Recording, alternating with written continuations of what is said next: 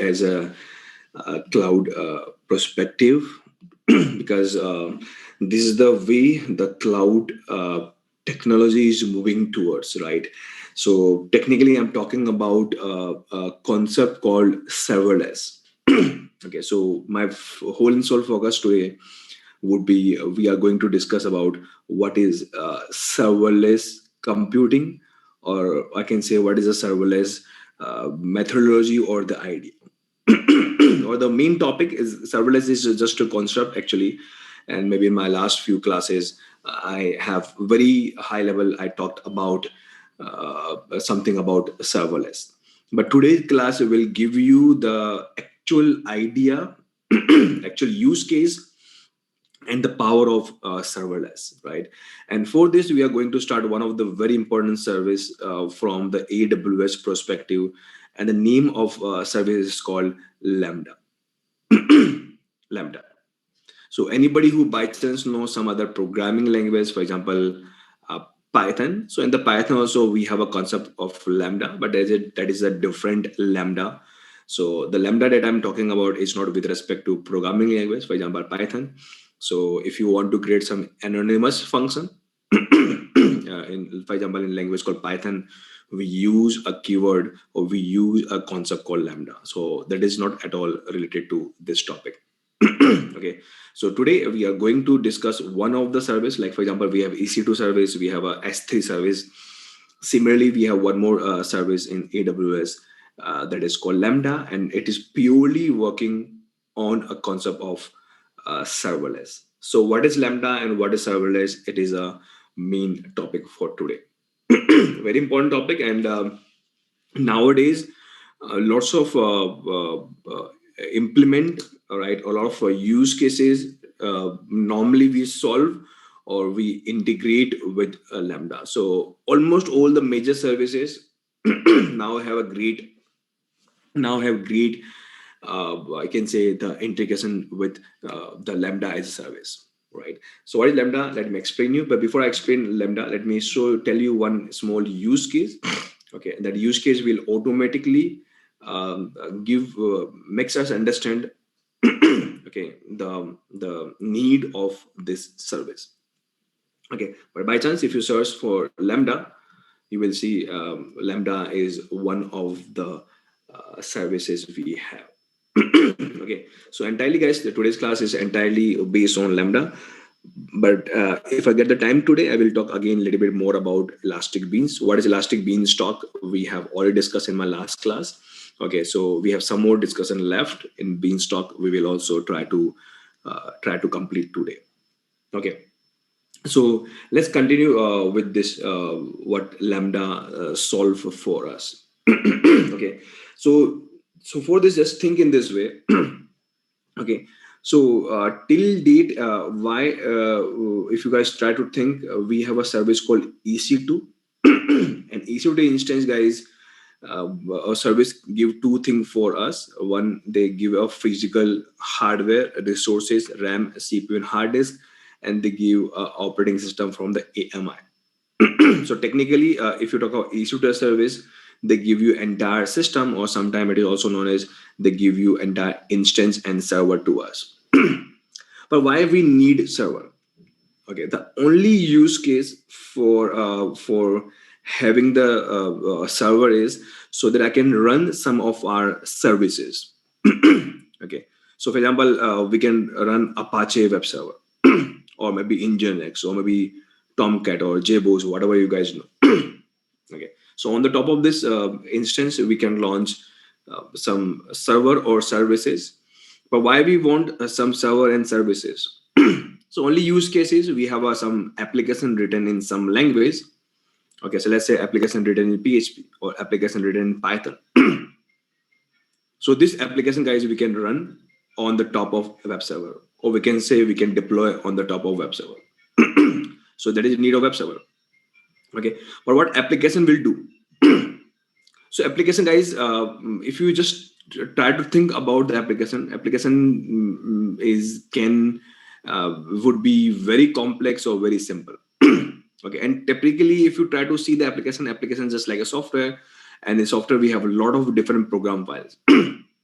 So let's say we have one program file called chat.php, we have program file called login.py, or we have program file called search.rb, means for Ruby. So multiple different files, and every file is doing something for us. Okay, or maybe we have a program file in our app written in some language, for example, again Python. So in this program file, okay, what you do, so as a programmer perspective, okay, in the program perspective, in a program file we write a lot of different feature, or I can say a lot of different functionality, and we always keep the functionality in one function. So we create one function that do something for us, we create one more function that will do something for us, we create one more function that will do something for us. And all those functions, or maybe sometimes known as a method, we put in one single file. Okay, so it depends upon what you want to achieve.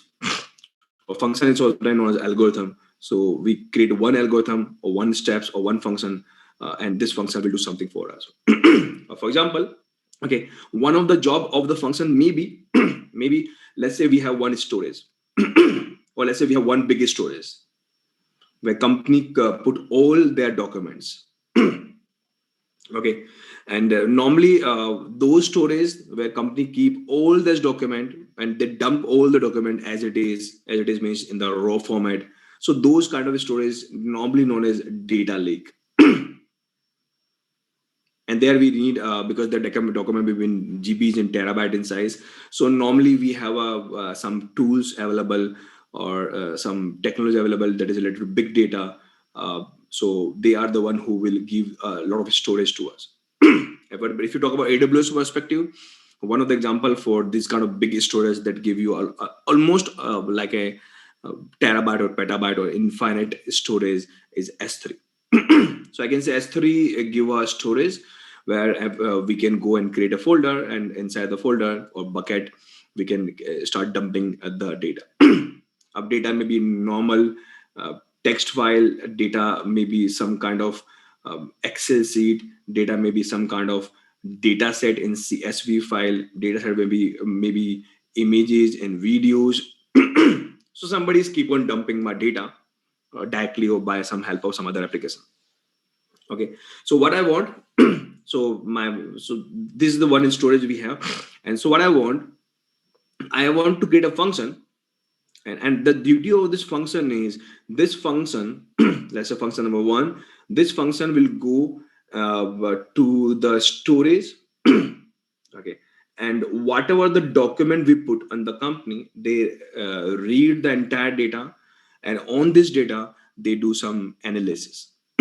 Maybe this data contain the total number of customers, or they have, we have the total customers. So our requirement is to count the total customer we have. So this function duty is to do only one thing: count the total customer we have in this month or this quarter or this semester or this year. Or function 2 duty, maybe they want to see the total number of transactions we have done, or total amount and product we have sell and we have purchased, something like this. Or maybe function 3 duty, maybe we want to find maybe something else. Find total amount we spend this year. So we have one document, that document contain those things. Or maybe there might be a possibility we have one more function we write in this program file in one language. What the file function will do, they go to this storage like S3. Okay, S3, and they pick the image. Okay, and maybe we ask our customer to upload the image while login. Okay, upload the image while login. Maybe most of the time, guys, customer might upload the image. Maybe something like this. For example, if somebody asks me to upload the image, I might upload one of my this image. For example, but this image might not be so much that will come. So what they do, they write one function. They write one function, and what this function will do, function automatically go and detect my face. Okay, and this called face, only my face, and they store my final crop face. So in the machine learning or in the computer vision, we have a function we can create that has a capability to auto detect the face from the picture or from video and the crop and they store somewhere. Okay. So technically what I'm talking about, so whenever you create an application, application contain lots of program file. Okay. And when you create a program file, every program file might contain lots of functions, but every function normally has a final goal and final use case. Actually what they want. So it means technically if you try to conclude this part, it means if you if you ask easy to service, okay, because the final motto is to run the function. That is always the final motto. Our final motto is always to run the function, but to run the function we need a program file, and to run the program file we need the app. For the app we need a web server. For app server we need the entire server, like issue to service. Okay, so technically if your final motto that always we have mostly is to run the function. Okay, so if you just want this, that we always want, but to running the function we need lots of background things, a lot of backend things. And because you need a lot of backend things, so all the backend things you have to manage. So you have to manually install the OS. You just check the scalability, load balancing, auto scaling group, RAM, CPU, network security, bandwidth, storage. You have to configure the web server, configure this particular version of Python and PHP, manage the web servers, their security. Okay, tons of things you have to manage. So technically, if your final motto is to run the function, okay, but for running the function, you have to maintain the entire server. Okay, and that is a reason now what we want, actually we want, my motto is to manage only function 4, or my motto is to only run function 3. My motto is also want to run only function 1. I don't want to manage any of the underlying thing. Okay, any of the underlying thing, I want everything to be managed by by cloud providers like AWS. I just want to put my function, that's all. That's my point. Like, guys, again I'm repeating, here I'm not talking about, I don't want to put my program file, I don't want to put my entire app. Okay, I just want to put my one function, because sometime I just need have a functionality that will go pick the image and convert the image and crop the image and get my face. Or maybe they go for one photograph in HD format and they squeeze the photograph in a smaller size or thumbnail size. Okay, so whenever I need, I just directly go and run that particular function. Okay, but if your need is, if you want to run the entire app, so now for this we have a choice. Either you can launch the entire EC2 instance, or if you don't want to go for EC2 instance, we have a elastic beanstalk. We just go and there and directly deploy the app. This is called platform as a service. But guys, here I'm not talking about the deploying the entire app. Okay, my motto is not to put the login pages or chat pages or search pages or entire program. If you want to run the entire app, entire software, all the program file, and obviously inside all the program file, all the functions, if this is your need, so we have two choice, either EC2 or maybe go for a platform as a service called elastic beanstalk that we have already discussed in my last class. Okay, here what I'm talking, very different thing. I'm talking only one single functionality, one single feature.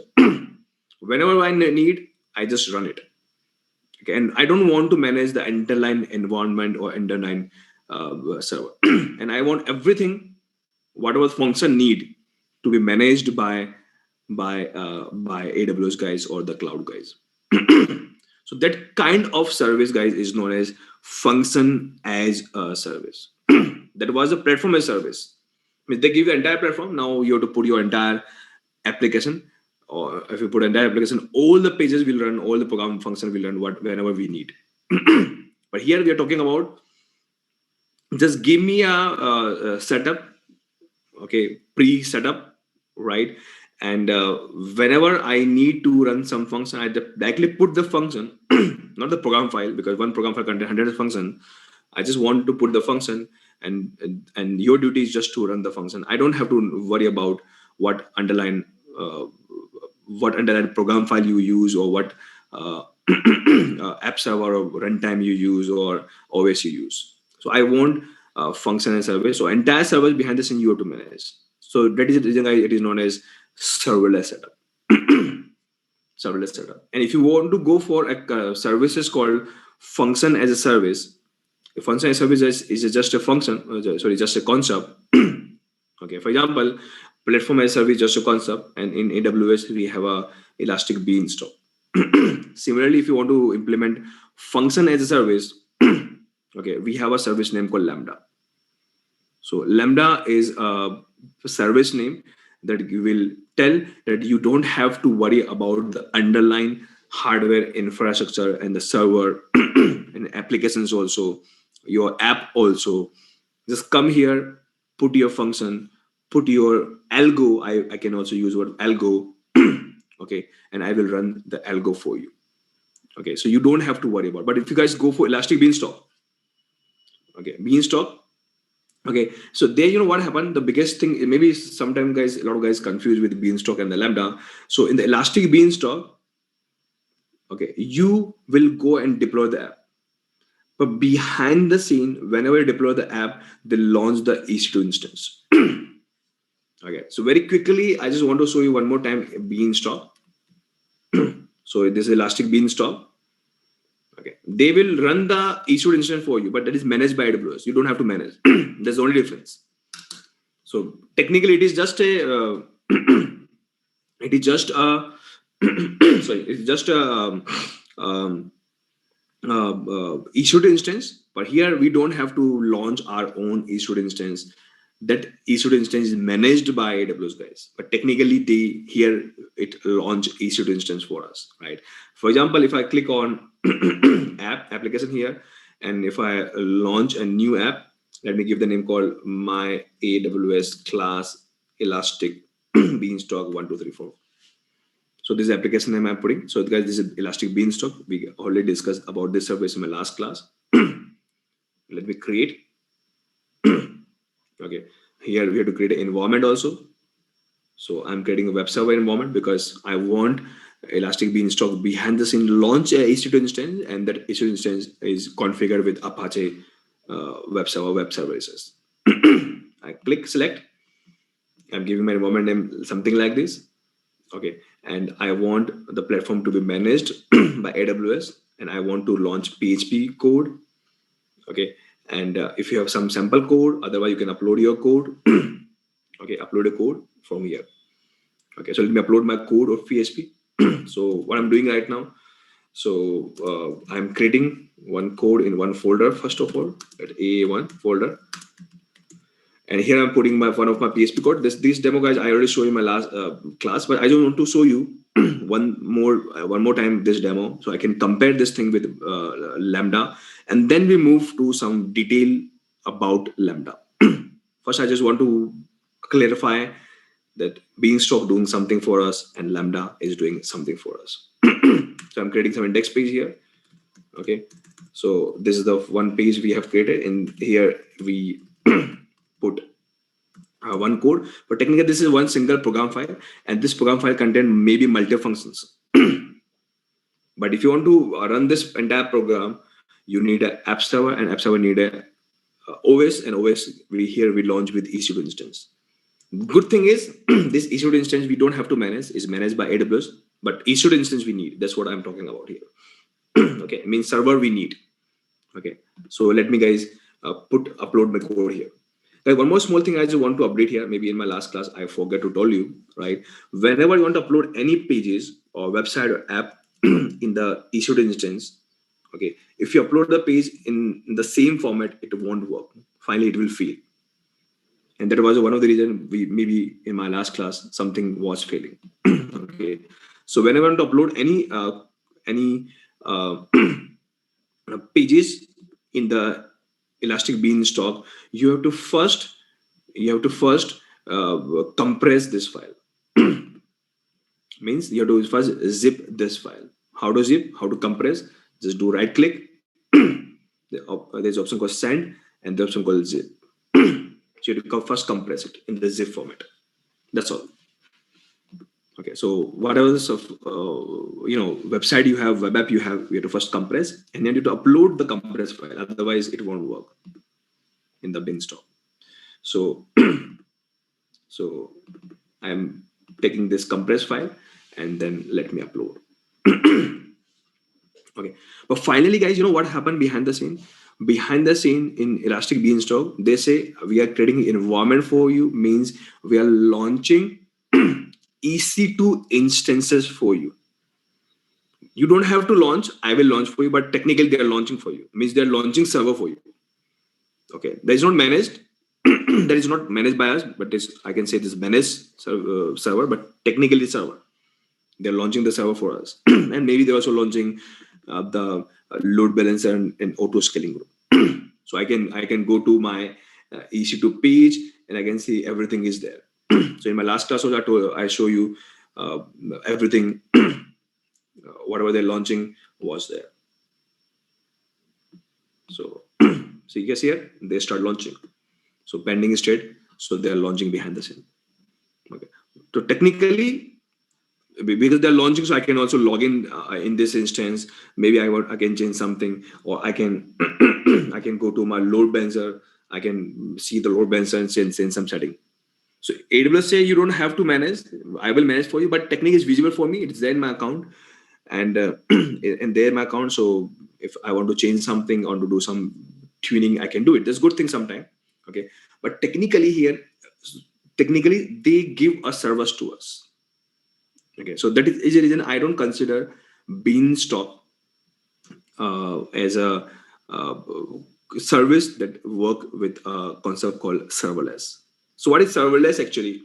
Serverless means AWS say, even the guys, let me tell you one more thing. Right now, behind the scene in the Beanstalk, they launch this environment. Okay, means they launch this OS. Okay, and what is there in this OS? In this OS, we have running with our PHP code. And why? Because some of my customer or some of my internal team can use this code or program. But there might be possibility OSs keep on running. But today I just need to run my program only 2 times. But we don't know when to use this two times, right, in a day. Okay. But just for running or accessing my program or accessing a function for 2 times, I have to keep my running forever for whole day. Means technically the AWS perspective, they will charge me for 24 hours. So they keep on running my server, but they charge me 24 hours. They're not worried about you are going to use your app or not. They say because you are running my issued instances by obviously by Elastic Beanstalk or maybe by you, I keep on charging per hourly or per minute basis. Either you use your application or either you don't use your application. And technically, we don't know when I want to use my application. Okay, because suddenly I have a requirement, so I want to run my application or use my application. So if my instance is not there, obviously I can't able to use it. And that time I can't do in this way. For example, I just go and first start my instance and then start use it. Right? So technically, I think you understand what I'm talking about. Okay, and there the big difference come between serverless. Okay, so serverless say or serverless concept say of AWS that you don't have to first of all manage the server. Or technically, they're trying to tell there is no server running in your account. If you try to go inside EC2 page or dashboard, you can't see any server there. But whenever, any time, in a day, in a month, in a week, in an hour, right? Whenever you have a requirement come up that you want to run a function, okay, and you guys understand one thing, technically, without the server, it is impossible to run the function. But they say, I'm not giving any server to you. It is there, maybe technically running somewhere in my data center that is purely internally managed by you, managed by us, AWS guys say. But whenever you want to run any function that has any functionality, just come to us, and I will make sure and give the guarantee as your demand come. This is called on demand. So as you demand to run the function, I will run the function for you and give the output to you, because I am giving you a service called function as a service. So technically, if you guys try to understand as a cost perspective, okay, as a cost perspective, right, it save huge cost to us. So wherever you think we don't know when to use this function and functionality, would be any time. I don't want to keep on running my instance, maybe by directly by EC2 or EBS. Okay, but what I want, whenever my function, I want to run the function, it will run and give me the output. But for running the function, I need hardware, resources, CPU, RAM, hard disk, operating system, web server, load balancer, scalability, data center. Everything is behind the scene, purely managed by AWS, and they don't charge you. They say my data center is there. I don't charge you. But yeah, obviously, when you come to me and say, just please go and run this function, I will run the function for you and give the output. And that's all. My duty done. Again, you come after 10 days, I will run the function and give the output. But whenever you come to me and ask me to run the function, or your function might run for 1 minute or 10 minutes or 1 second, that much time I will charge you. That's all. I don't charge you continuously because I'm not giving you server in your account because serverless is there is no server in your account. So I will only charge the total time consumed by your function. Maybe 1 second, or maybe of 1 minute, or 15 minutes, or 10 minutes, depend how much time your function is consuming my resources. So this is the one of the core idea behind function as services, and that is the reason, guys, it's called serverless computing or serverless idea. And the name of service in the AWS called Lambda, and that's what, guys, if you see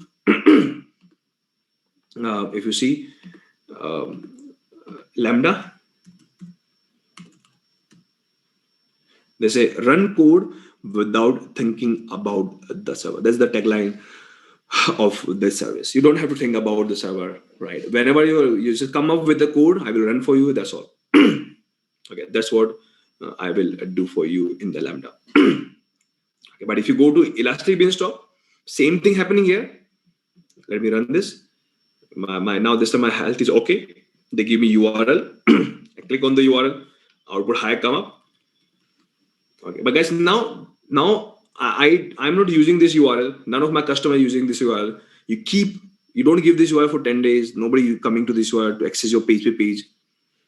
Okay, it means PHP, my code, my PHP function is not running behind the scene, but still AWS is charging because they have given you dedicated server. Maybe they are managing, but they have given dedicated server in your account. So either use this function of PHP code or don't use, they will charge. A good thing is, but because they keep on running, so as you somebody click on the URL or your page, output come up. But what I want here, same function I want somebody if come on this URL, I will run my code of PHP. For example, this is my code is one in terms of PHP. So I want my PHP code run or my function run technically. Okay, but what I want technically, I want whenever somebody come, that time I want to give the output. But after and before, I don't want to have any server because I don't want to invest my money and my time and energy there. So that is the reason I can say that the right word for this service is on demand. As a demand come, give me server. As a function I want to run, give me server. And a function close, function stop, my functionality is done, function written something to us, and that's all. Just I don't want my further server to be there in my account. You can think in this way. Okay, so this is the core idea of Lambda. But guys, this idea can solve lots of things for you. Let me give one very interesting use case there where you can very easily relate where where you can use this functionality. Okay, for example, let's say we have one S3 storage. Okay, and you know what happened? Normally we use S3 storage for object store. I can say we use S3 storage normally to store lots of data, document, videos. So technically it is known as data lake. So we normally use S3 for the data lake. And for example, in S3 we create one bucket called images. Images. Okay, and what a company want, they say, okay, they say we have to create an app, or maybe I can say we have to create a function what is the duty of this function is, okay, this function is keep on monitoring this folder. Okay, and what happened whenever any new image come up in this folder, my function automatically download this image, do something on the image called image processing, or maybe video processing, or maybe on document. This might be document. Do some processing on the document, or maybe, for example, this is a bigger image. So I want function to crop my face, or they might be document. They want my function. Anybody who know data science. So so as soon somebody upload a document, also known as data set here, so I want my function is keep on checking it, and as soon as a new data set come up, they will go and read the data, and there's some option called data pre-processing or data cleaning. So this function will do data cleaning for us, or maybe data, if anybody know data transformation, so they do data transfer for us. Okay, or maybe there might be case we have one folder here, for example, the folder related to, for example, data folder. So my data is keep on coming, so I want my function, as soon as the data come, I want the read the data, and after I read the data, I will provide this data to, for example, anybody who know machine learning or deep learning. We provide this data to my machine or deep learning model, and they automatically recreate the model with the new data. So we have updated machine learning model. So any kind of use case we have. But point here is, okay, point here is, can we create a function that go to S3 and read the image or read the document or read the data? Answer yes. But for creating this function is not big deal. I can ask my developer, they can create for us. Okay, they will create for us. Okay, but if you want to run this function, you need the server. Okay, you need the server. Okay, but here the important point here to be noticed here is, when I want this function to be run, I want function to be run whenever any new image come up, any new data come up, whenever new document come up. And technically, we don't know when the new image will come. Maybe this image will come from a customer. When for customer login first time, they upload their the timeline photo or DP photo. Okay, that time the new image come up. It will be any time, and if it will be any time, it means I want my function to be run every time. Means every bit of the time. It means I want my server to be run for 24 hours. Here the issue come up, guys. So if you want your server to be run 24 hours, then you have to talk to EC2 or maybe EBS, EB, Elastic Beans stock. They keep on running your server, and on the server we run function, and function keep on checking these guys, checking these guys. Okay, so here the huge cost come up, right? If you do so. Okay, so what can we do? Instead, we go for this approach. Again, I ask my same developer to create a function. And now here, rather than I launch the function on my app, right, what would be function here on my dedicated server on EC2 or by EB. Okay, I'll tell my function, okay, only you run, right, whenever new image come up, whenever new data come up, whenever new document come up. So very interesting function we can do here. Okay, we create a function. We don't run it. We don't provide any server. Is there? We store somewhere in AWS, and there, guys, we go to S3, and S3 we say S3. There's one bucket here called images, and what I wanted here, right? You, because you are the one of the service. There might be more service in AWS, but you are the one of service where I want to implement one of my functionality. Okay, my function wanted to get the data from you. Okay, they get the data from you and do something on it. But my point here is, we don't know when this new data come up.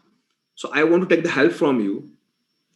What help I want from you? So just help me one thing. Whenever any new data come in this bucket or come in this bucket, and you guys know whenever we upload any data in S3, then its upload is called put.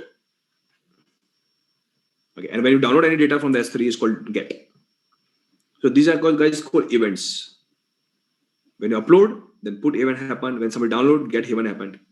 So I'll tell my S3, because you know when new data come up or when new data download, or upload. So what I want, just can you help me with the event called put?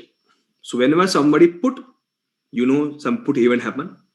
And when a put event happen, do one thing behind the scene, please go and contact to my this function. I store this function somewhere. Technically here I'm store this function in a program called Lambda. And that time I haven't provided any servers to this guy. So it will saving my cost technically. But whenever any event happen, let's say put event happen, okay, please contact to my this function and ask this function to run. So technically, as soon as S3 contact to this function will run behind the scene. And whatever we write in the functionality, either print something or either go to same S3, download the image, do something, or maybe go to this folder, download something, store something somewhere in database or EFS. So whatever we write in the code is all depend upon the developer, what exactly they want to do here. But interesting thing is because very common thing or very interesting thing that we want a serverless. I want to save my amount and time and my resources. Okay, but plus I also want to also want to implement my functionality, right? So both the thing I want. So here we have to integrate these services with these services. So S3 has a great integration with Lambda. We have some more service like DynamoDB. We have some more service like CloudWatch. Lots of services can be integrated with the Lambda. Okay. So technically, if you go to Lambda page, so I'm in the Lambda page, and if you see here, there's an option called function. So there's no option here to create a server or app server or create a program kind of thing or upload the app. They say directly just copy your function here. Function means copy your code, or maybe you can say copy your algorithm. I will copy the code here, okay, and keep here. I don't allocate any server to you, okay. But whenever somebody come to me, like S3 come to me, okay, and ask me to run, that time I will run this function. Or maybe sometime if you directly come here and click the button run, so I will run this function. But by the time I run, okay, how much CPU and RAM you consume, that much I charge for you. So it's like a one-click button, right? One-click function run, function stop. One-click function run, function stop. There's no server. Obviously, technically there will be some server, but as a cost management kind of perspective, they don't give us a dedicated server, so they will only charge us as much resources that function that time, that point in time consume. Okay, and by chance, guys, in this world, S3 is just one of the example, very typical example. So very simple example. So example, ladies and I'm taking this example, but S3 has a great integration with the Lambda. So S3 has a one concept where S3 say, if something event happen, I have a capability to contact to function in the Lambda. And this is called trigger. So I can trigger this function. I can run this function on the fly. Function will do whatever they want to do in this function, and accordingly they will run, and finally whatever functionality they have they will do and then and for you. but with like S3, there's lots of services in AWS. We have some service related to real-time streaming. We have service related to message queue. We have service related to Cognito for some kind of user management. We have a service related to machine learning, deep learning, right? So we can integrate these all the services very quickly with the Lambda. But right now, because everybody is comfortable with S3, so I'm taking the example of S3. But as you go forward in some more advanced classes, for example, in AWS, we have a dedicated course on machine learning. Even though I am also planning to have one fantastic workshop, I'm planning still to have a workshop in machine learning with AWS. Very unique workshop I'm planning. So maybe soon we launch. Okay. So, but you see, guys, lots of products is there, and almost all the main product has a great integration with Lambda. I had a simple machine learning service of AWS say that I can create a model. Okay, I can create a machine learning, model. I need the data. Okay, so where is data? I know, but when new data come up, I don't know. I can't run myself again and again. Okay, so whenever new data come, for example, new data come in S3 or maybe in some databases, so they will contact to function or Lambda and say, when new data come up, get the data and provide to machine learning. Or maybe we have some kind of real-time streaming. So I say real-time streaming, when the new data come up, okay, tell the Lambda will get the data and provide to machine learning or to my big data or maybe some other kind of DynamoDB product. So lots of interesting, connectivity we can achieve. I'll show you some example. You will be understood what exactly they're talking about. Okay, but finally, the summary is. Let me tell you one more small thing. Right now, we are just into the CSA training. And in this training of AWS, one of the core training of AWS, we have very small discussion of Lambda. But most of the guys here are also doing developer track also. There we have some more detailed discussion of Lambda. So I'm taking this class Lambda in such a way that all the topic that is also there in developer track also to be covered. Okay, so anybody who is by chance only in CSA training, they will get extra benefit or extra advantage. So they going to learn some extra thing of the Lambda. So I'm going to touch multiple things about the Lambda. So any of the tech you guys are here in CSA training or developer track, we gonna cover in this class of the Lambda. But I will start the things from very zero and one by one. So summary of the Lambda service is, they say I'm serverless. There will be no server provided in your account, either managed or unmanaged, in none of the way.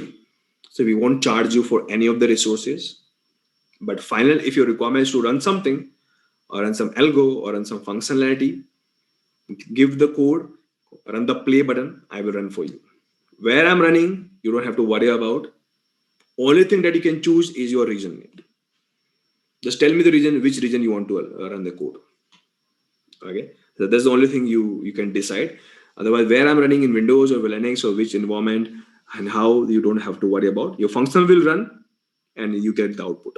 That's what they give the answer. But if your function need load balancers or scalability, more servers, storage, hard disk, RAM, everything we will take care.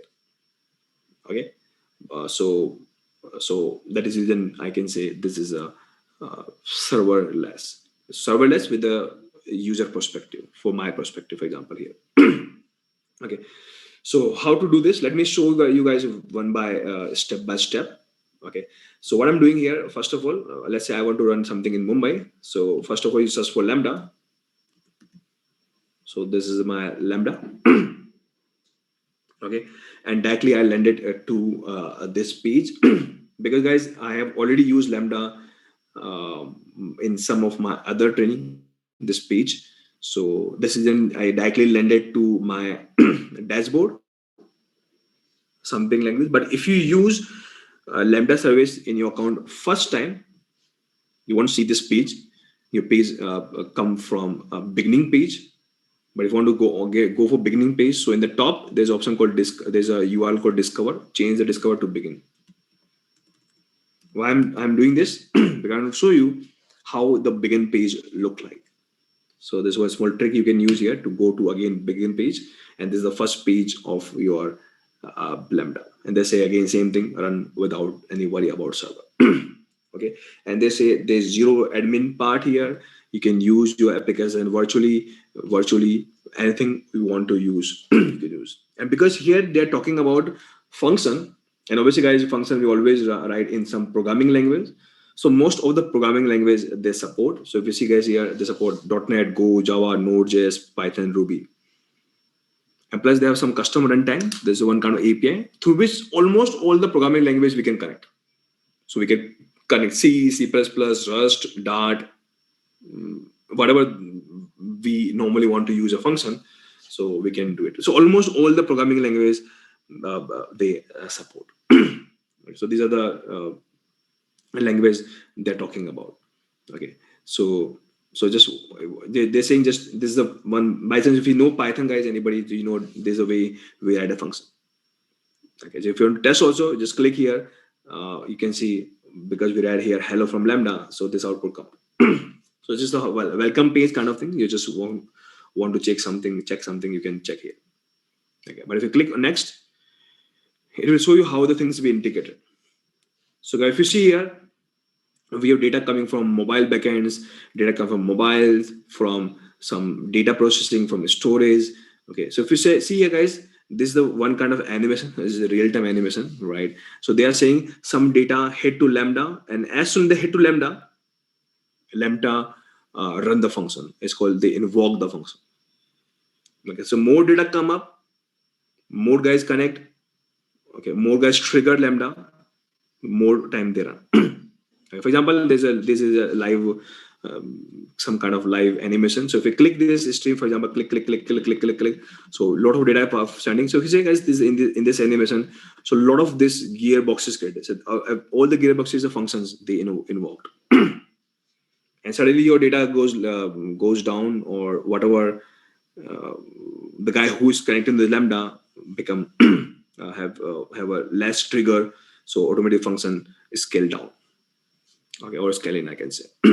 So technically, if none of the guys is connecting, they don't need any resources. By somebody connecting and sending some data, so you guys click here, I'm sending some images here, all right?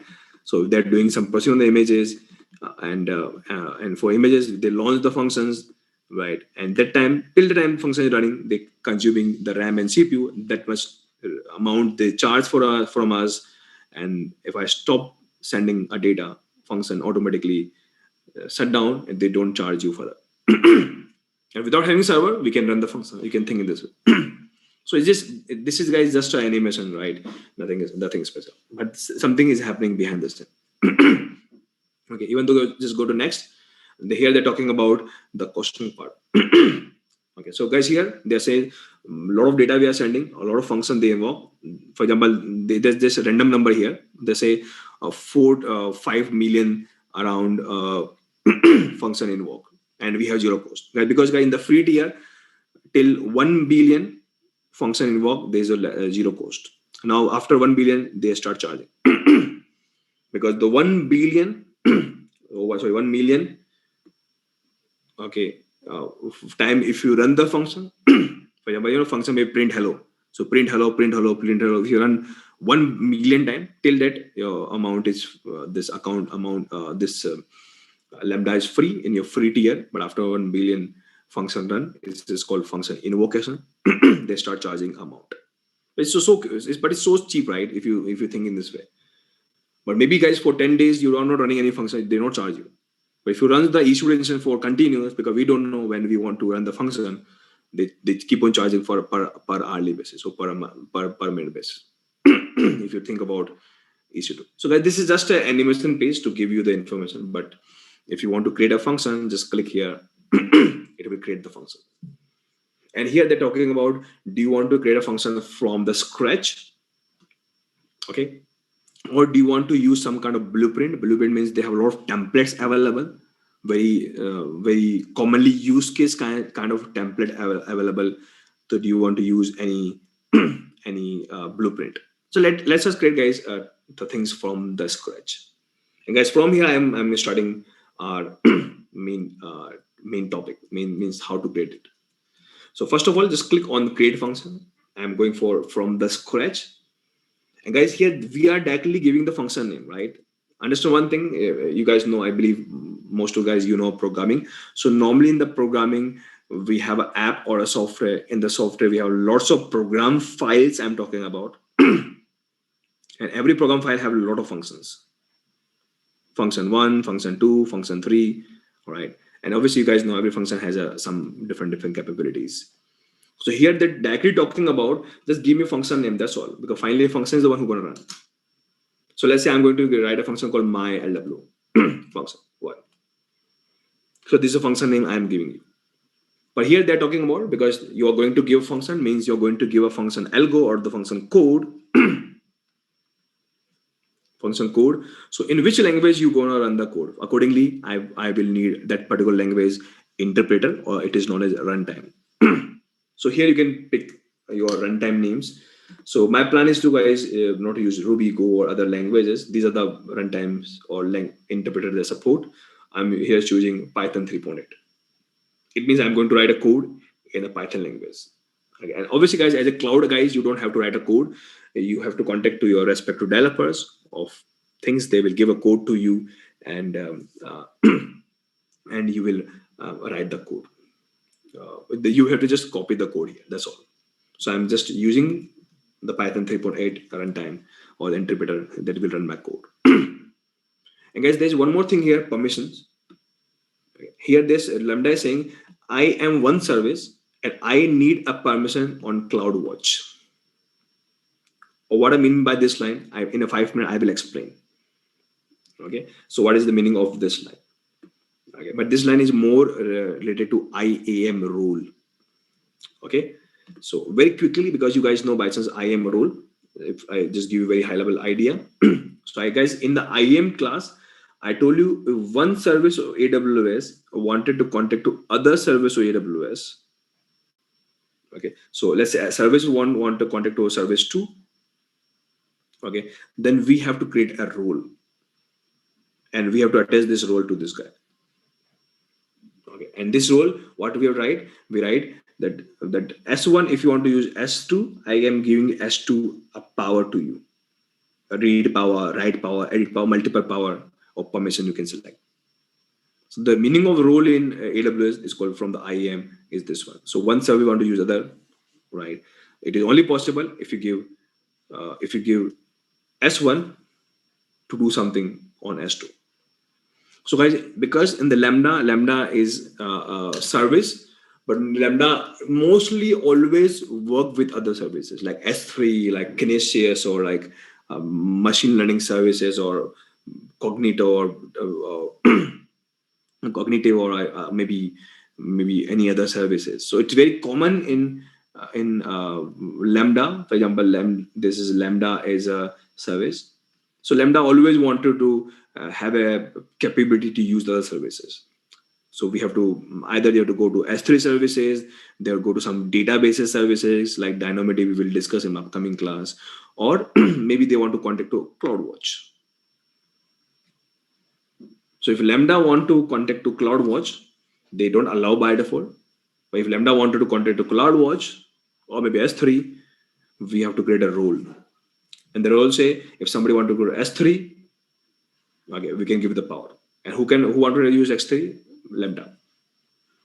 Okay, so that's what we have to do. So technically, whatever service you want to connect with Lambda, you have to give that particular respective power. But by chance in the Lambda, it is very common. Lambda always connect to CloudWatch for something or something I will explain you in a minute. And guys, in the CloudWatch, guys, we have already discussed something about CloudWatch, but there's one more component in the CloudWatch called log. So CloudWatch also have a capability to create the log, or to manage the log. What I mean by this, I'll show you in a minute. But if you open a new terminal, open the CloudWatch. Okay, so what do you use the CloudWatch? I will explain in a minute. But in the CloudWatch, I already talked guys something about metrics in some of my class, very high level. So in the CloudWatch, there are a lot of things: service lines, events, logs, alarm. But CloudWatch has one component called logs. Logs. And if you go to logs group, so if you guys here, I have only one log group. Let me remove. I also don't want this. Okay. So what is use this log group? In a minute, I will explain you. So I don't have any log group in the Mumbai region, for example. But what is use of this log group? I will explain you. But for some reason, okay, my Lambda will contact to CloudWatch and say, I need your log services. But I will to store some information here. Who say? Lambda say. And for this, Lambda need power on CloudWatch. And how to get the power? They get the power from role. And they always use CloudWatch for some reason. I will tell you why in a minute. Okay, so that easy reason, guys, whenever you configure any function in the Lambda, they always create a role. So Lambda will have a power to upload some log in the CloudWatch. And you don't have to create a role. Good thing is they automatically create this role for you, right, from the IAM. So if you see, guys, they automatically create a role for you. Okay, you don't have to create, they will auto create for you. Okay. But I'm just trying to tell you this because of this rule. That is the reason Lambda can connect to CloudWatch. Why we need CloudWatch in a minute, I will tell you. But the important point is this one. I'm creating a function that will run a Python 3.8 code. Okay. Create a function. So that's all, guys. So technically, see here, very interesting. I don't need any server EC2 instances. They're not charging anything to for me, right? Whatever code you put here, they won't charge me. They won't charge me, but only they charge whenever we run the function. Or maybe your function run for 1 second, they charge for 1 or 2 seconds, depend upon how much CPU and RAM they consume. Okay, so this function is created. And right now, guys, when you create a function, behind the scene, they automate create. If you see, guys, here, they create one folder. Okay, in the folder, they create one file. If you click double file, they automate create one Python code. So this is a dummy Python, or you can think hello world kind of Python code they create for you. So anybody who know anything about programming language, so normally the programming language is a very common thing. We always create a workspace.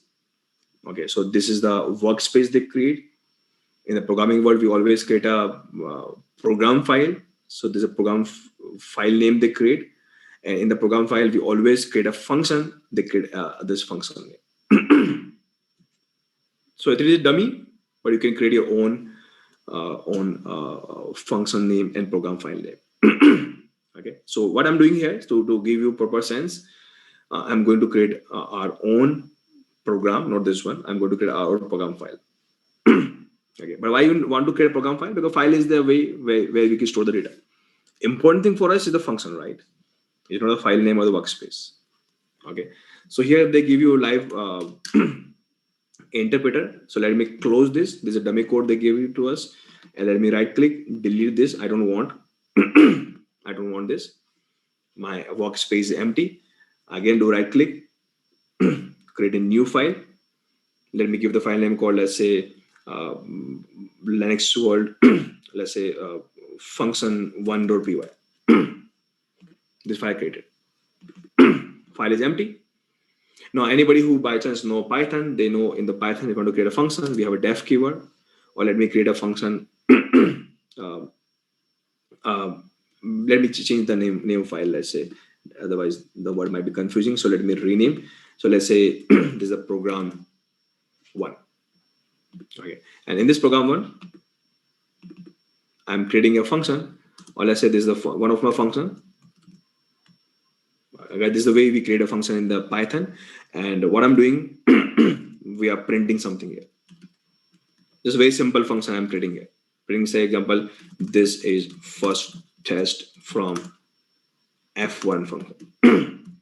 Obviously, you don't write this kind of simple function. You ask your developer, they write all the code that has a capability to go to S3, get the document, read the document, process document, stored in some database on the fly, wherever this function call.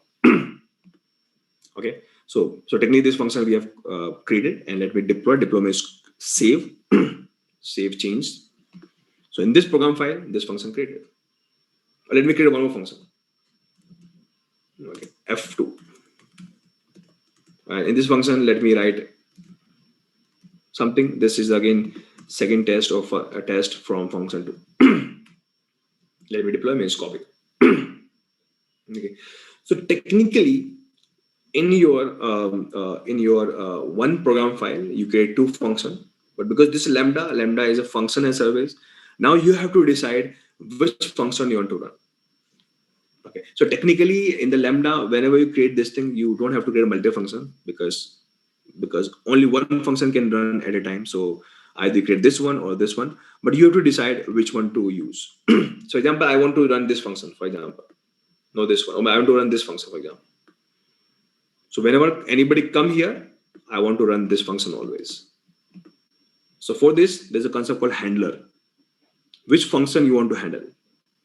So I go down, and there's an option called runtime settings.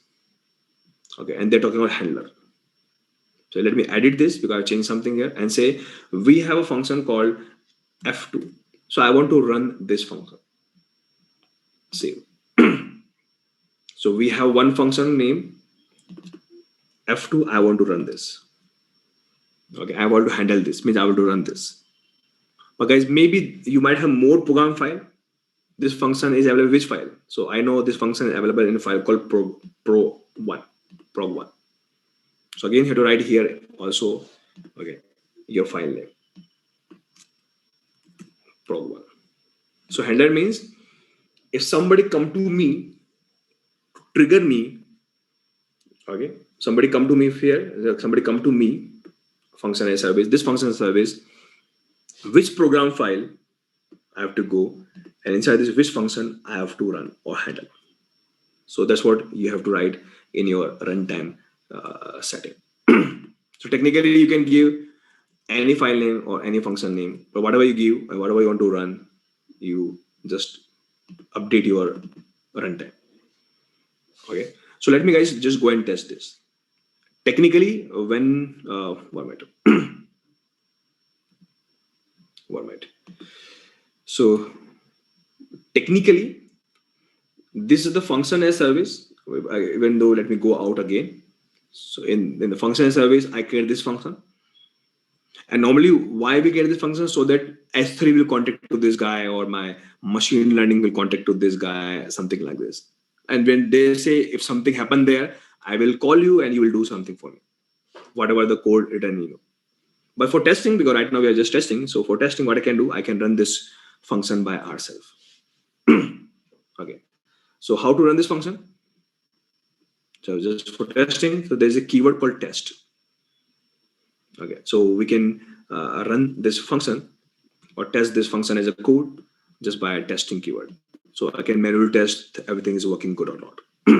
So click on test. Okay, they're asking me to put some event name. What is event name? In a minute, I will explain you. But let me say my test event. So what is event name? I will explain you in a minute. Okay, I'm just giving some random name here. What is used? In a minute, I'll explain you. Okay, and now they ask you, do you want to test? And guys, whatever code I have written, very simple code, but whatever code I have written, okay, behind this, the functions will run for you. But interesting thing is, guys, running this program file, or especially running this function, technically we are running this function. So we are not worried about other functions. We are only running F2 function. For running this function, I need a server. But here, we don't have to manage server, and they don't provide a server to us. Behind the scene, it's called serverlessly, they will run for us. And they run this function, and whatever function will do, by here they're only printing, so they will print for us.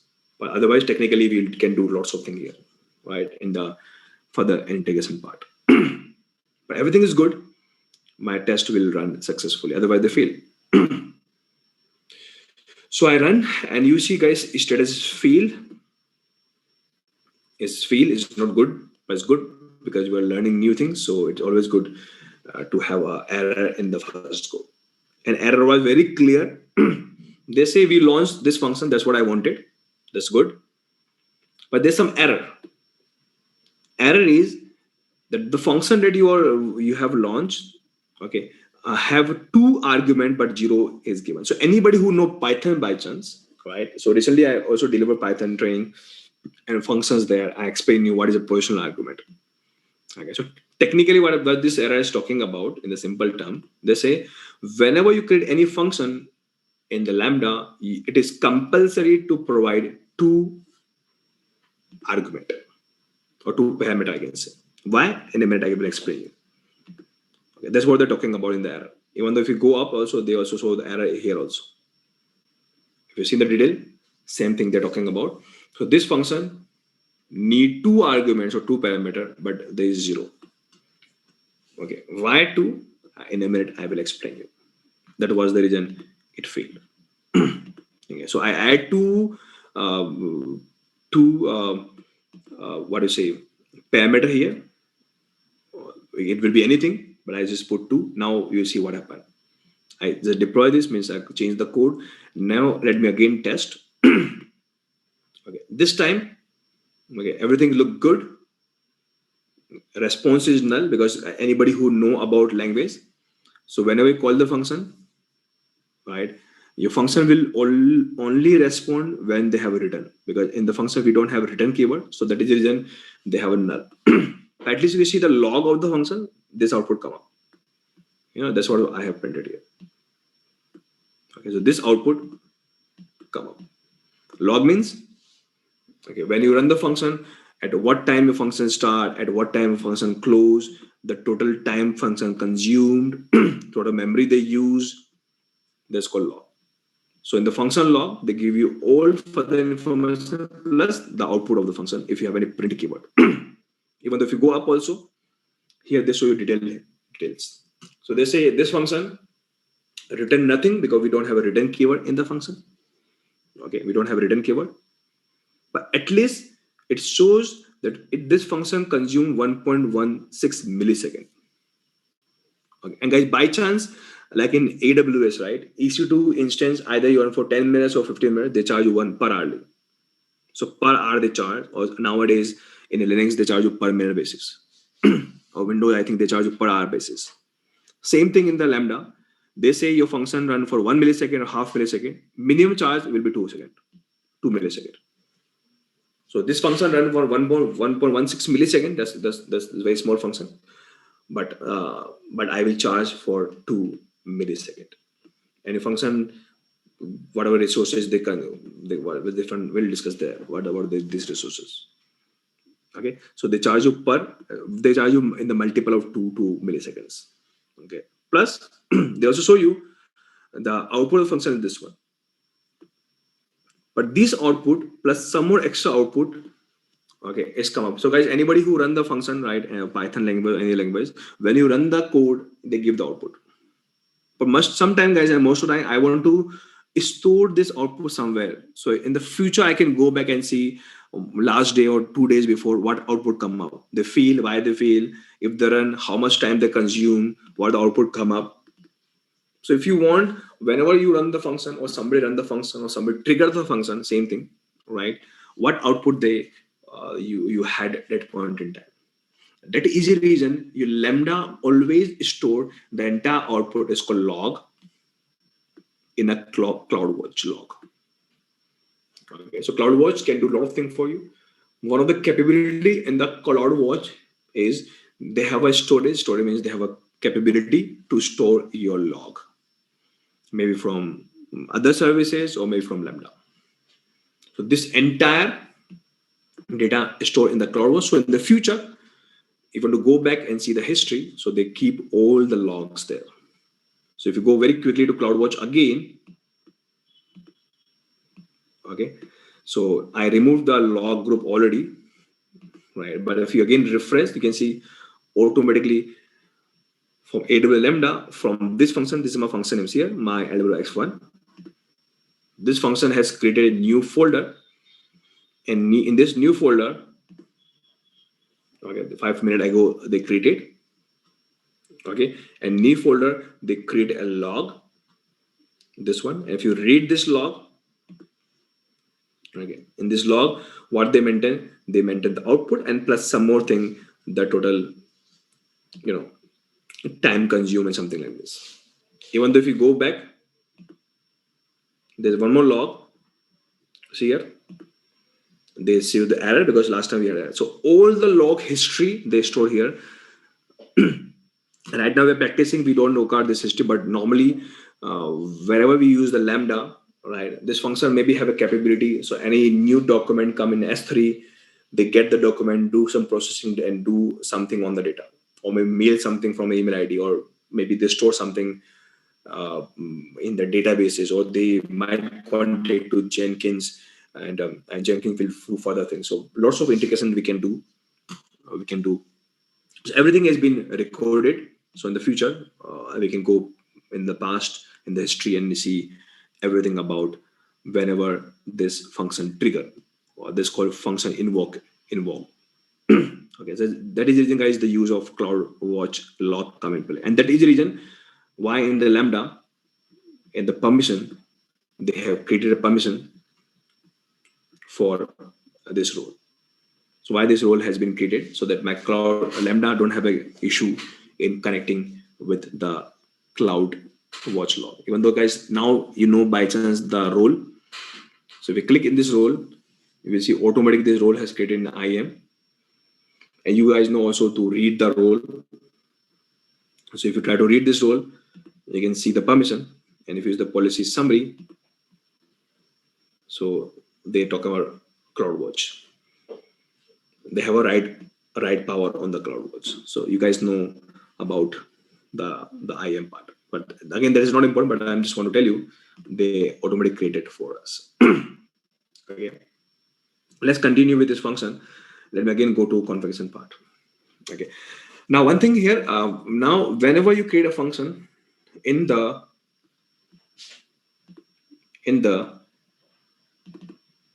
first of all, I don't need this function. I just want to show you something. So let me remove this. Typically, we always create only one function per one program file. Or per one function service, we always create one file, and once the one file, we always create one function. Because finally, we are going to run only one function. Okay. Now, point is here why it is compulsory in the here in the Lambda to give two parameter. Okay. Why? Because whenever you, if you try to print x also, this x. Okay. So why you create this function? Okay. So the simple reason is because this function should have a capability. Okay. This function should have a capability that any data come from outside. For example, maybe S3 we have some images. This is data. So why we create this function? So this function will get the data and do something on the data in the image. So where this function will take this data as input. So they take the data as input in the first parameter called x. Okay. So whenever anything happens in S3, let's say new data come up. Okay. And when new data comes in S3 is called event. This means whenever new event happen, new data create. I want this data to be done in this function. Because why we create the function? Because you want to deal with some new data or new image and new video come up. Okay, and that is the reason we have to create this variable, because this variable is always keep on listening and checking does we have a new data come up, maybe from S3 or maybe from somewhere else. And that is the reason. That is the reason, guys. After create the function, we are testing. And for testing, we have created our own test data. Let me show you again. Click on configure test event. So here, guys, this is the data we are creating. It's just a dummy data. So let me just remove this data. Let me make it more clear. Let's say the data maybe maybe name, or let's say my name. So just think some new data come in S3 or maybe some real-time log. So this is just a dummy data we have created, dummy event data we have created. Okay, and let me save. And now what we are doing here? What are you doing? I just printing this X. Just want to show you. As soon as I click test, you can see, guys, this is test form function to this line printed, and print X also printed. And what does X printed? Name email. Because whenever you run the function, we always get the data from outside world. Outside means from S3, means some event happened in S3 or somewhere else. But right now, if we are just creating the function, so by chance, this page has given us a capability to type some dummy data so we can test our function, they are working properly or not. Okay. And what is use of Y? And guys, that is the reason it is very common in the Lambda. We always use a parameter known as events. We can use any parameter, but it is very common. We always use a parameter name events. So otherwise, you can use anything. And now, what is use of Y? So Y is used for, I can't explain you actually technically here because a lot of guys are not from the programming background, but anybody who know programming, if you know classes, so in the classes, we have a concept called object. Okay. So here, guys, they create a unique object for this function. So if you want to store something in your namespace, so that we can retrieve further, something like this. So technically, y is the one who will create object of this function. So why use this of this when I go for some advanced, if you create some advanced program here, obviously we don't take in this class. If you create some advanced program here, the use of y come in play. But if you very quickly show you the output of y, so you can see there's the one lambda object they create for you. Okay. Use of this again is purely based on the programming. So right now we are into the programming class. So, but I don't want to do it. That is the reason, guys. We always use a keyword means a parameter called context. So if you guys see any example in the market of a lambda function, right, you always see two parameter. One is events and one is context. You can give anything, but they're trying to tell you any data come from outside world in this function, this variable retrieve, and if you want to maintain the object name so that you can use a reference further, this is the variable name we use. Okay, so that is the meaning of this one. So it is compulsory in the lambda to give two parameter always, so that you can retrieve outside data and you can reference your function to something else. Okay, so that's what guys they're doing. Let me show you one more small thing here. In because this is a Python code purely, so in the Python code we can import some module. If you know Python, for example, there's a module called time module, and in the time module we have a function called slip function. Okay, and let me slip this function for 5 seconds. So technically I'm just trying to simulate the function, and this line means my function will hold for 5 seconds and my function will have a delay of 5 seconds. So technically it look like my function will run for 5 seconds. But typically is very common in the programming here, right? For example, if you create a function that go to your database, retrieve data, do something, store somewhere, so it might take 5 seconds or 20 seconds or 2 minutes maybe. But what I'm trying to show you guys here is if function take more time, what happens? So if I again click on test, because the case I now take a lot of time to run. Okay, and finally actually they fail. I think they fail. They fail. So technically, this is by default capability in the Lambda. If any function take more than 3 seconds, my function is stop, and they give the error code timeout.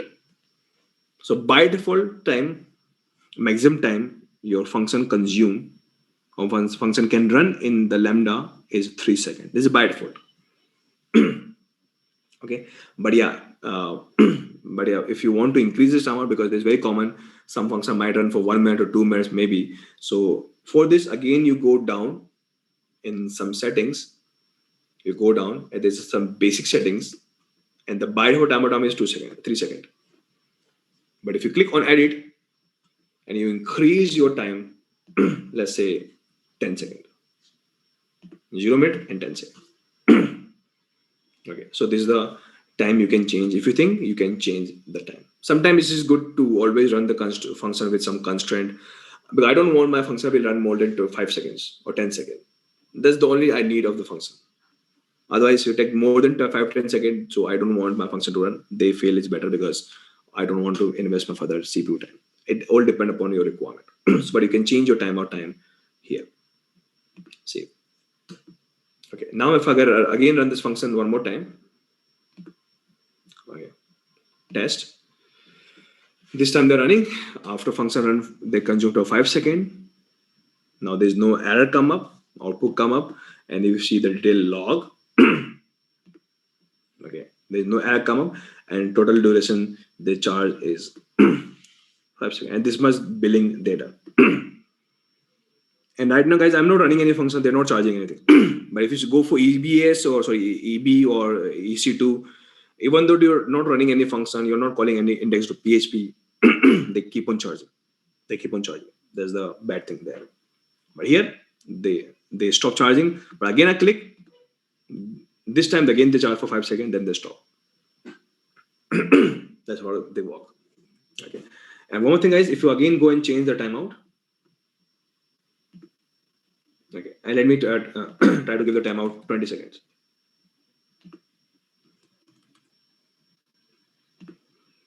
20 seconds.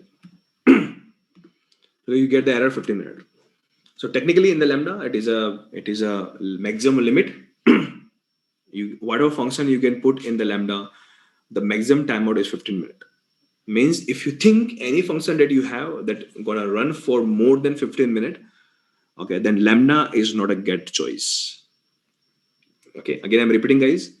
If you think any function, only one function I'm talking about, if you run one function, for example, you're giving some image to function, if function is keep on running, and they consume more than 15 minutes, okay, then Lambda will fail. They only run one function at a time that has a maximum limit of 15 minutes. Because AWS say if you think any function that run more than 50 minutes, so Lambda is not great choice. It's better you go for EC2 instances or EB. Okay, so Lambda is meant for a small function that will do something, one feature for you, one functionality for you. And if you go for any simple functionality, that functionality is they run for some seconds and some minute, right? 15 minutes is too much actually. So Lambda is not a great choice. And even though if you go for some latest version of CS examinations, so this kind of scenario question also they ask in the examination, and they say we have a function that going to run for 30 minutes. Can we use Lambda or not? So your answer is no. There, no, Lambda won't be the good choice. Won't be the good choice. You have to go for EC2 instance and EB. So maximum limit is 15 seconds. Similarly, the maximum number of memory your function can consume is this much, right? This much. So I think this is 10 GB. Okay. So this much memory you can give one function, right? I'm not talking about the entire issued instance, right? So when you run the function, so maximum this much memory or minimum this much memory you can give to function. Obviously, they charge you accordingly more or less, but this is the maximum they support. Okay. But understand one thing, we use a Lambda for one purpose, right? One simple operation. That is the purpose of the Lambda. And let me show you a very small quick thing. If we, instead of print, we use a return. There's a pure Python code. Okay, nothing special. Let me comment this line. Okay. So normally, guys, it's always good practice. Whenever you create a function, we always return. So let me test. So now that we can get a proper response. Okay, a proper response come up. Even though if here also we can see proper response come up. Print normally we don't do in the function. We always return. So accordingly, proper output come in the response. So this is a very quick keyword knowledge or quick details about this particular page. Okay, but the most powerful thing in the Lambda is the triggers. That's how, guys, we are integrating the Lambda with some other services. So what is trigger, how it works, I will explain you in a minute. But before this, let me show you one more page here called monitoring. So from the monitoring page, you can see some detail about this thing. So we can see how much time our function invoked. Okay, so you can see this is the deal. One time. So they are showing you graph. So from here to here, this much time our function invoke. So if you think, guys, a lot of function invoking, you can see the graph up and down. And this is the real-time kind of graph. Okay, they're showing you the error or total duration the function run. So it's a quick graph. From here, you can see what is going on in the function. But if you use this Lambda in the real application, you can see that a lot of invoke happen. All right, duration also increase or decrease depend upon what kind of data is coming. Right, so accordingly, you take the decision to do some more customization and some more changes. So this is a quick graph, and guys, these information actually come from CloudWatch. Guys, in the CloudWatch, I talked something about metrics. So number of time function run, duration, error. These are what? These are the metrics. So this graph actually come from CloudWatch metrics, and they present it here. So you don't have to go to CloudWatch and create the graph. They automatically created a very commonly used graph and information here. Okay. Otherwise, we can customize and change. That is a different point. Okay. And plus also CloudWatch log also they show you here. You don't have to go to CloudWatch page. You can directly see the CloudWatch log from this page also. Okay. Now let's come to main interesting concept. That's called triggers. So what I mean by triggers here, so let me show you one interesting use case. Okay, so there might be possibility. Okay, let's say we have a data lake or storage called S3. Okay, and my company has maybe into the e-commerce side. Okay, and everyday basis, everyday basis they have a lot of transaction of their products amount, or maybe banking company we have. So all the information of today's, or maybe every minute or every hour or maybe real time. Okay, so the entire data where we put which item purchase, the total amount transact, right, all those data we put in one file and we store in the S3. Okay. And this file is normally a data set. We store this data set in the S3. Okay, and now what I wanted, okay, this data I just stored in S3 as it is, but after I put in S3 I want somebody, means some function, it's keep on checking S3, and as soon as the new data come in the S3, my function automatically run. And because this function, the function duty is always one thing, they do something for us. The first duty of this function, whenever this function run, now it is your choice. You run this function manually that I don't want, because I want my function only run when some new data come in S3, where my company upload new data set or new report they upload. Then only I want my function to be run. So here, guys, I want my function run automatically only if some new data come in S3. But who know the new data come in S3? Then the only one, this S3 is the one who know the new data come up. So I will tell my S3 here, S3, whenever any new data come in your, or new file come up in your storage, means bucket. So I want, please you go and run this function. It's called trigger. Just go and trigger the function. Trigger the function. And now it's all depend upon what we had written in the function. So maybe in the function I write just print hello, new data come up. Or maybe write here in the function, okay, that we send a mail to somebody that new data come up. Or maybe in the function we write a code, that function will again go to same bucket, download the data, that's called get. And after the download data, they do some processing, they go to all the amounts and sum the amount and they send the mail. So it's all dependent upon, guys, what kind of code you write in the function. But here I want my function I don't want my function to run manually. For example, right now till now I'm keep on running my function manually. This is a manual way. I want my function automatic. And who help me to run? My other services like S3. So almost all the main services that has some kind of requirement to take the help from Lambda, they have a capability to trigger the Lambda. Okay, so S3 whenever any file come to you, means anything happen on you, means put, please go and trigger the function or run the function. Okay, so according to S3, this put is one of the event. Okay, let me show you guys this thing quickly. Okay, so for this, let me create a new function. You create a function in the Lambda. Again, I'm creating from the basic. Let's say my S3 function 1. And again, I'm running the Python version 3. Okay, anything else here? No. New function. Nothing here. This is a new function. And what I wanted here, I will tell my S3 in your bucket, whenever new file upload, that time behind the scene contact to my Lambda to this function, run it, means trigger it. And whatever we write in the function, that it will run for us. So technically, okay, write on this function.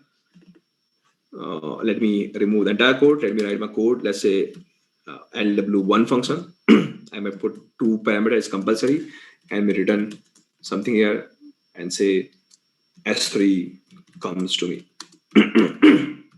Pretty simple function. Okay, and because I changed my function name, so I have to update my runtime. This is my function name, LW. I think one maybe.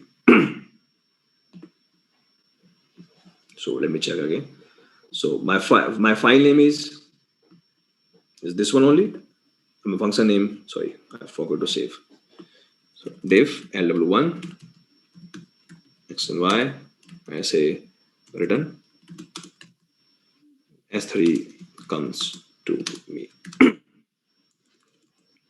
Obviously, you won't type this, but you write some further code, advanced code, whatever you want to do further. Okay, so I want whenever anybody come to this Lambda as service, means function as service through Lambda, they will run this program, and in this program they will run this function. How I know? Because I have written here in this program file we run this function. But right now, guys, nobody has yet come. I'm not running manually. Okay, I'm not running manually here. Okay, I want this function automate run, and this function, guys, is not yet run. How I know? Simple. I just go to monitoring, and from here you can check very quickly. This function is not yet run. There's no invocation happen. There's no dot. There's no data available. And even though if you go down, okay, there's no cloud log. Because whenever you run the function, the cloud Lambda always create a log in the cloud watch. So this is when one new fresh function is not yet run. But if you want to run, you can run it by just click on the test, but I don't want to run it manually. What I want this function to be run by somebody else. Means some other service will go and run this function. It's called trigger. And for this, you have to add a trigger. There's an option called add a trigger. Okay. But before I add a trigger, let me do one small thing. For this, I'm going to S3. Okay. And S3, what I'm doing, okay, in S3, I'm going to create a bucket. Let's say bucket name is called my Linux world Lambda test bucket 1, 2, 3. So I'm creating bucket. Okay, and what I want, again, understand one thing: if your Lambda service is in Mumbai, you have to create a bucket in Mumbai. Otherwise, they won't be able to integrate. So my point is here: whatever data I'm putting in this bucket, they contact to Lambda. But only if a bucket is in Mumbai, then Lambda should be also in Mumbai. If they are not in the same region, it won't work. So this bucket is created. Okay, and let me create. But now what I want any file upload in this bucket. Any file upload in this bucket. Okay, so it means any file upload in this bucket. Who know file uploaded? There's only one candidate, S3 know file uploaded. So in this case, I want S3 whenever upload happen, means put event happen, you have to go and trigger the function. Okay, and for this in your bucket, there's an option called properties. Every bucket has their own property options. If you go to properties,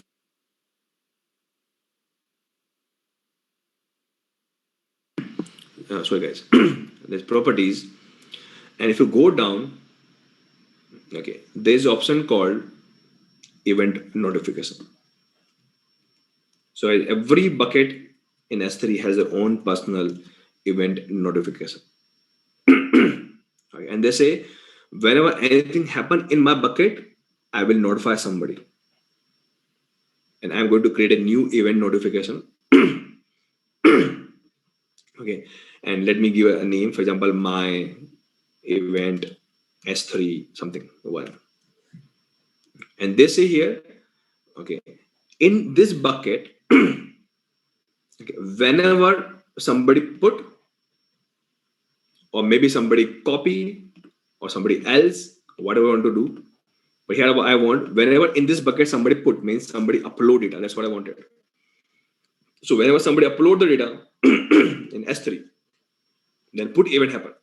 When this thing happen, only if the put event happen, let me share this part to you. Then I would like to go to one of my destinations. So my S3 and Lambda is one of my destinations. So I want to trigger the Lambda. The other thing also we can trigger SNS SQS, but here I want to trigger Lambda function. And which Lambda function? So right now, because this bucket is created in Mumbai, so all the Lambda function that we have created in Mumbai come up. So which function you want to evoke or invoke or run? Let's say this one. Right. So this is the way we have to integrate S3 with Lambda. Right? It's not vice versa. Lambda duties is to run the function. Either you run the function manually or somebody come to me, other service come to me and trigger automatically. But that other service has to come to Lambda. Okay. So here I have to tell the S3, the S3, you have to come to the Lambda and save it. But before I save, guys, I just want to show you one more thing. If I go back to again my Lambda page, and if you notice here, right, there's no trigger here yet. There's no trigger. Okay, but as soon as I save this page, and I am creating this trigger or this connectivity in S3, and now you can see one event created. And S3 say if somebody upload anything, only then I will trigger Lambda function. And now if you go back to Lambda page and refresh this page, you will see some difference here, automatic come up. Automatic, guys, you can see this kind of connectivity. See here, S3 is going to is this one. So it's a designer page, it's a like a visual they have created for us, and they say now we have created a trigger. This function now can be run by two way. Either you can run manually.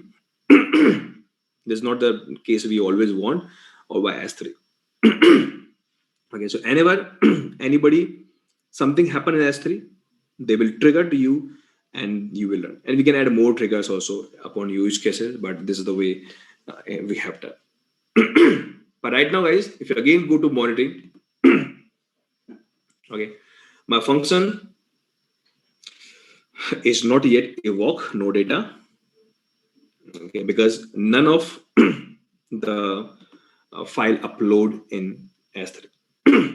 So what I'm doing right now, I'll go to S3, and what I want to show you now, as soon as you upload your data in this bucket, okay, let me upload something. Okay, in this bucket, even though let me do one small change in my code. Okay, even though I just want to do one thing, I just also want to print X. Let's see what X will come up with. Just X. Okay. So, so as soon as I upload something on my S3, okay, let me add something. Let me add this page. Okay, simple page, right? Uploading. So I'm uploading this page, and let upload. So guys, how to upload, you guys know till now, it's not big deal. But now interesting thing is, now whenever I upload any object or page in this bucket has one trigger behind the scene running. So this bucket behind the scene automatic trigger to the destination called Lambda. They contact to Lambda and ask the Lambda to run this function. And technically they run it already. And how do I know they run it? Okay, and they run this code. Simple. I again go to monitoring. And now you can see here, okay, now the data is not again available. It takes some time to come up. Okay, again it's not run. It might take some time. Normally it won't take so much time, but let's see if you go down in my log, then There might be some other reason maybe. Okay. Again, we don't have any log here in this page. Okay, but let me go to my CloudWatch log page. If you find something there, obviously you can see one more log group created for this Lambda. Okay, and here they have a log. Means something happened. Log guys only create when somebody run you. So here I haven't run my function. S3 run it or trigger it. It means something happened. That is the reason guys log create. So it is a proof the S3 has run this code. There's a proof. Okay, but what is written in this log? Let me check.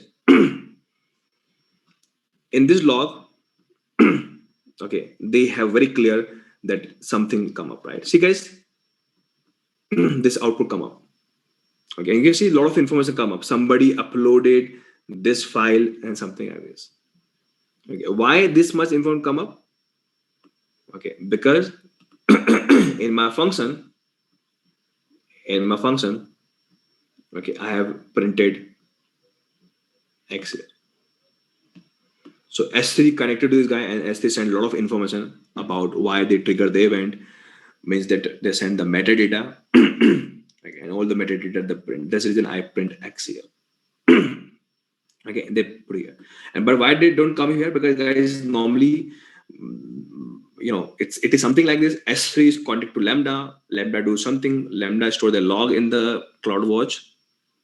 Okay, and then Lambda monitoring services normally go to CloudWatch and retrieve the information. It takes some second or some minute. After a while, you will see now it's come up, right? So in 1 or 2 minutes, data come up. Now I say one time at this point in time is triggered. And also proof that somebody uploaded data or image or video in S3 only once till now. Okay, and plus your log also come up here. Till now it's not come, but it will come soon. From here you can also see the log. So this is a way actually we integrate S3 with the Lambda. But let me show you some kind of one more real kind of example. So what I'm doing right now, okay. So now is AWS perspective, as a AWS cloud admin, mostly this is your role to integrate this one and that one. But as a Lambda perspective, it is just a game of the programming. So if you're good in programming, okay, you can do lots of things here. Okay, so guys, in my AWS developer track, we will talk more about programming. We use Boto libraries and it can do a lot of things.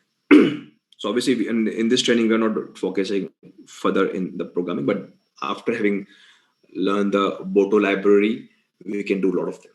But let me show you one interesting demo here that you can also test and try. So what I want if anybody upload any document in S3, my Lambda function automate download, they do some processing on the data, and they store this data maybe in some database, or maybe they print this data or sum this data and present it to us. I want this one. Okay, so technically what I wanted anybody who upload any data here and data would be some kind of transaction data of a bank, of my company, of products purchase or sell and out of date, something like this with amount. So any data I uploaded here, my Lambda has a capability to get the data, go inside the file, retrieve the total details, amount and all the things, and do some average, mean, whatever we want to do here. And for this, you have to create a function, but that function has a capability to contact to S3, read a file, and after read a file, do something. And for this, you write a lot of code here. Okay, so for this, guys, what I'm doing here, I have one code in my GitHub. You can also try that code, and code is this one. So this is the code of Python. Okay, So by chance, which I told you guys, this is not the developer track training, but in the developer training we will talk a lot of about Boto 3. This code is a code that we can directly copy from here. And if you also want to try, guys, you can also try this code, and I'm putting here. But at high level, what this code will do, anybody who run this code, they will contact to S3 service. Again, we are running our handler, means our function. Let me change my function name LW1 because I already changed here. Okay, and what they're doing? Okay, I told you guys, when S3 connect, they will send a detail to event, and in the event we are connecting the record, my bucket name, and bucket name. I'm connecting the object. Then I'm reading the object, and this object, whatever data we have, we load. And I will send the data in a list called transaction. They will they will print all the transaction over here. Now, your choice, you want to print or sum or mail. It is purely upon your requirement. Okay, so let me save this. Okay, so this function is created. Okay, and because this function is already connected to S3, now what happens if I upload any data in this S3? But the way I write the code, this code has been written and say we only read the data in JSON format. JSON format. So whatever data you upload in the S3 would be in JSON format, or maybe in CSV format, right? Depend accordingly, you can change your code. Okay. So for testing, guys, in my GitHub, I have put one test document here. It's a very simple example. So let's say in a company, somebody has purchased something of $5.9, some amount, or like this. You can put a lot of data here. Okay. So what I'm doing, let me download this document, transaction.json maybe. Okay, and let me upload. So technically, this is the data in a company, but as soon as they upload in a in a bucket,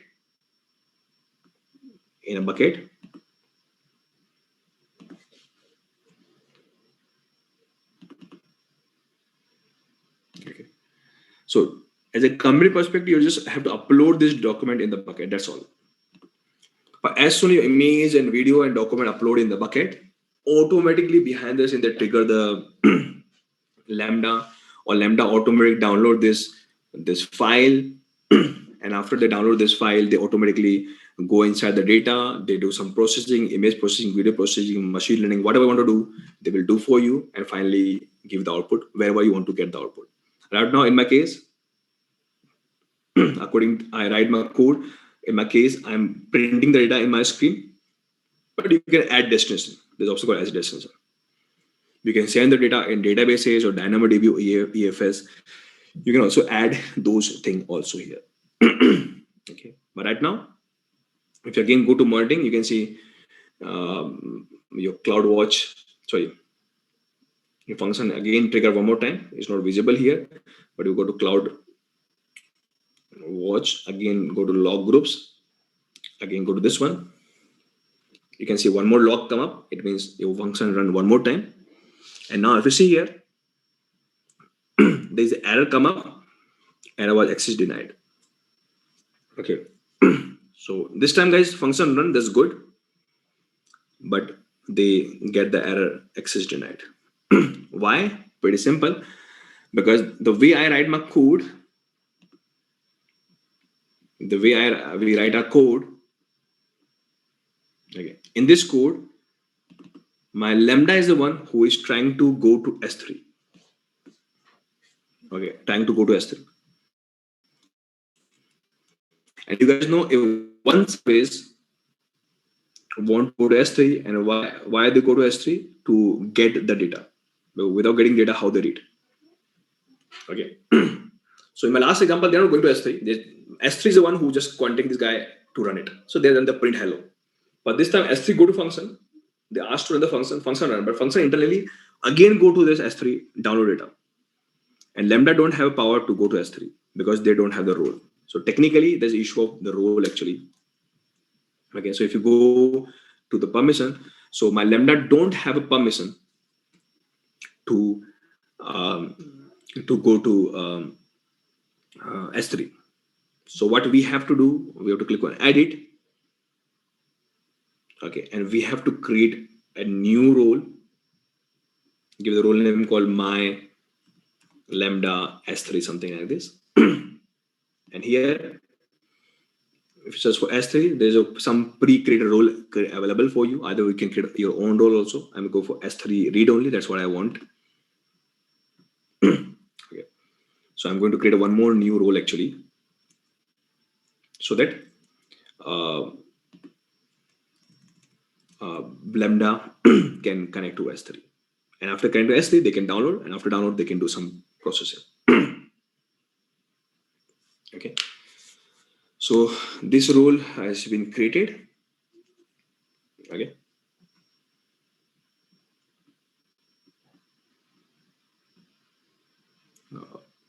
Now after this, again, you have to upload the data. Now we have this role. And after you upload this data, let me again upload one more time, so it will be very quicker. Or maybe even though if you refresh this page also, 1 minute. Sorry.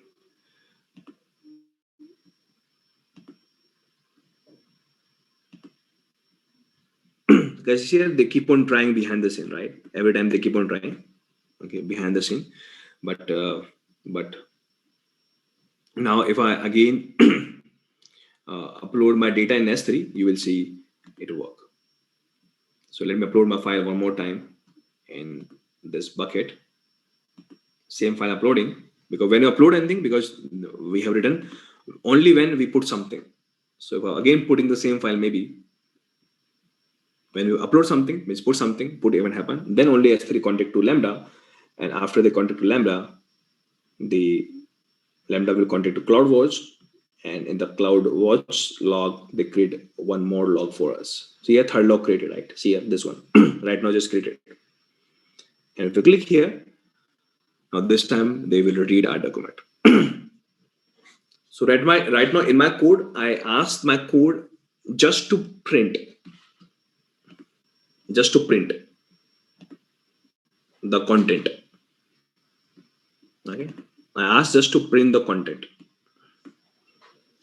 But otherwise, I can ask them to whatever content you have in this contact, you just go and retrieve this field, sum the amount and mail me, or sum the amount, create a PDF file, or sum the amount, store in some other databases as a destination. So further thing you can do. But technically, the interesting thing is not about summing and mailing. Our developer can write the code. The important thing is trigger is happening behind the scene very properly. There's no challenge. So as soon as I made video data upload, trigger automate run and do whatever written in the code. Okay. So this is guys one of the example. I told you guys already in the CSA training, we don't have so much detail. Our requirement is just to know very high level about the Lambda, but I try to touch as much as possible at this kind of level of training. And this is then I take this example. But by chance, if you want to try this code, I'm sharing the link of my GitHub. Okay, in your document, you just go and try if you want. So that's all guys for today. See you tomorrow and we'll see some more new concept in AWS. So any query guys, if you have, you guys can ask.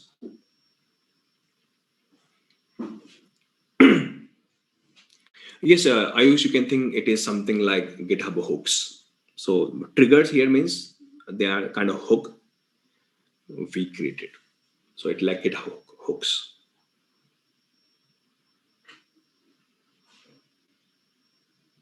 Does Lambda act as API? No, Lambda is not at all the API. Okay. They are not API. API, we have a different service called API Gateway. It is not at all the API. Okay, it's just a function service. Means I think now you understand. Does we consider elastic beanstalk is optional? No, not at all, guys. Sevendra, right? There's a lot of use cases When I want, Elastic Beanstalk will set up the environment for us. This called platform as a service. One of the simple use cases, if you think your application you want keep on running. One of the good example is website. So if you talk about Facebook website, right? Every time everybody using this, that there's no meaning to put the Facebook website on the Lambda. So Lambda is for per use basis, per users basis. So Facebook we can launch, for example, just for example, Facebook has their own data center, but Facebook kind of example we can launch with Elastic Beanstalk.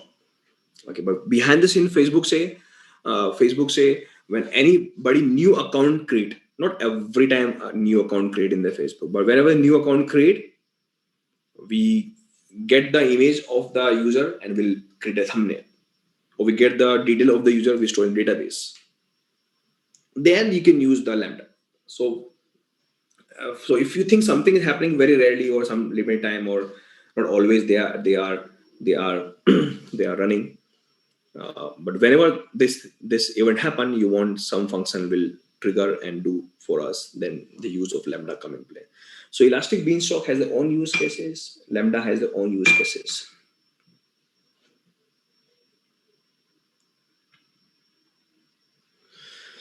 The Lambda service only work with service or AWS, or either we can host our own function where our app trigger button. Yes, so one you can do also, right? So you can create your own function and put your app function. You can put behind the API gateway or API, and whatever app you have or mobile app you have. So you can also create these services, function and service by yourself. Okay, but for this you have to manage your infrastructure, right?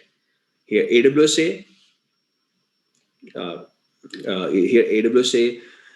I will manage the entire infrastructure or your servers, right? But if you think you want to manage your infrastructure, that will be your choice. Okay, so answer is Saswant. Yes, you can create your own function and service run behind your app. Think work very simply. That's not a typical thing. What is step function? Rahul, maybe in my upcoming discussion, I will talk about what is step function. Can I use thread in the Lambda? Yes, answer. Tirumala, almost everything you can you can use in Lambda. You can go for multi-threading also. They have a limited thread support, but there's got concurrency, but you can go for thread.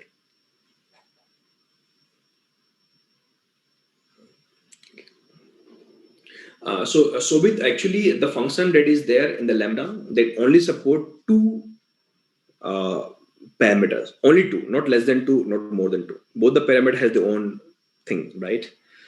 So what you're writing here, three variables you have pass X, Y, Z, that is our own customer function. So this function is already created by AWS, and they say I only support two parameter. One to get the data from outside world, and second for other purpose. So, but so that any data come from outside, you can store in X, for example, and then whatever processing you want to do on those data, write your algo in your function. Okay, so here it doesn't mean you can create your own customer function with any kind of parameter. Okay.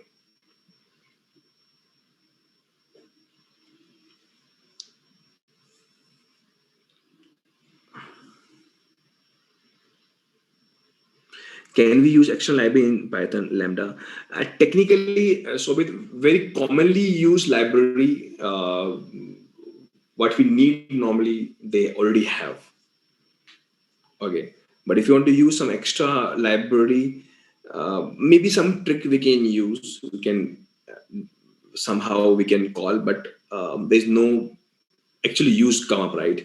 If you see the old perspective of Lambda is very normally used to integrate with S3 or DynamoDB and some other services. And what are the use case we need there?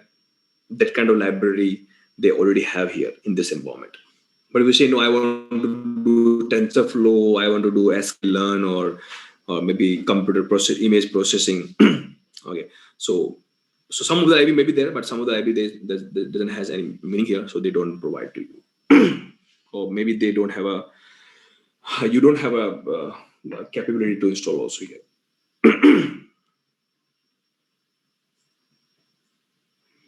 Yes, Ambrish is the maximum